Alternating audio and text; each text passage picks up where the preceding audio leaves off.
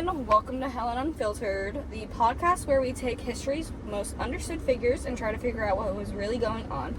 I'm Cassidy Zilger, and today we're talking about one of the most famous and most controversial women in history, Helena Troy. You've probably heard of her as the face that launched 1,000 ships, but here's the thing. Was she really the cause of the Trojan War, or was she just an excuse? What was her actual deal? Was she a victim, a manipulator, or just caught in a bad situation? To help us untangle this mess, I've got my friend Michaela here, who knows way too much about Greek mythology. Welcome to the chaos. Thanks for having me. I'm excited to talk about ancient drama because honestly, Greek myths are just the original soap operas. Right? It's all betrayal, messy relationships, and people making the absolute worst decisions. So let's start at the beginning. Who even was Helena Troy? Okay, so according to Greek mythology, Helen was the most beautiful woman ever. Like literally, the gods made her that way. But her origin story is wild. Right? There's the whole Zeus swan situation. Can we just pause and talk about that for a second? Yes. So in one version, Zeus, because he cannot mind his business, turns into a swan and seduces, or honestly assaults, Leda, who is Helen's mother. And then Leda lays eggs, and boom, Helen hatches out of one. So she literally hatched. Like a bird? That's a choice.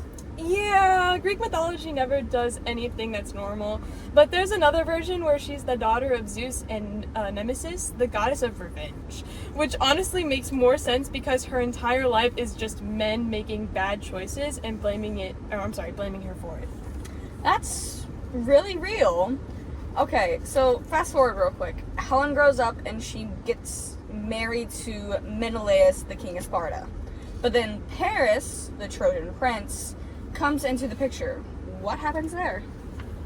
There's this is where things get like really messy. Paris shows up in Sparta because he won a contest called the Judgment of Paris.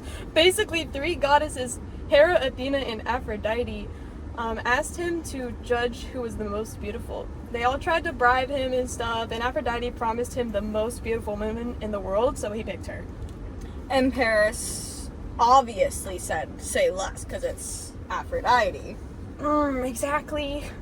He chooses Aphrodite, and in return, she gives him Helen. Small problem. Helen is already married. Yeah, that's a slight issue. And depending on which version you read, I heard, she either goes with him willingly, or he just straight up kidnaps her. Yeah, and some versions say that she was enchanted by Aphrodite, so she wasn't even thinking clearly. But either way, she ends up with Troy, and How do you say that? Menelaus is not happy about it, so he calls up his brother Agamemnon and basically says, hey, let's start a war. And just like that, boom, 10 years of fighting starts? Yes. But there's the thing. Was Helen really the reason for the war? Or was she just like a convenient excuse as women are mostly used as? I truly feel like it's the second one with like the Greeks who were already looking for a fight. Helen was just kind of like a spark that lit the fire. Yeah, especially since Troy was loaded. The Greeks wanted that trade access. Helen was just the PR campaign. So basically, Helen gets blamed for this entire war happening, when in reality, it was a bunch of egotistical men who were just fighting over power. Yes. Well, alright. That's all for today's episode. Next time, we're diving into how Helen's story has been retold over the centuries. And spoiler alert, history kind of did her dirty. Thanks for joining me, Michaela. You're welcome. Okay.